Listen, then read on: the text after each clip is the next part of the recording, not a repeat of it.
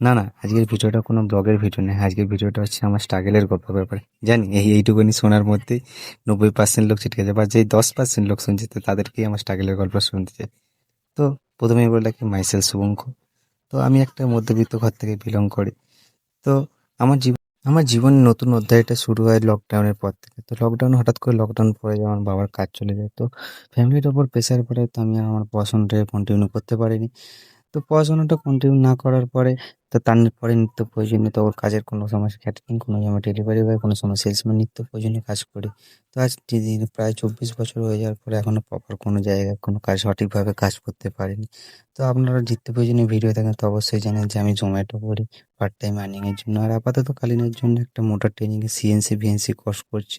তো জানি না আমার মহাদেব আমার জন্য কি রেখেছে, বাট আমার জীবনে দুটো টার্গেট রয়েছে। একটা হচ্ছে আমার বাবা মাকে একটা বেটার লাইফ দেওয়া, আর 2 নম্বর হচ্ছে আমার ঘরটাকে ঠিক করা।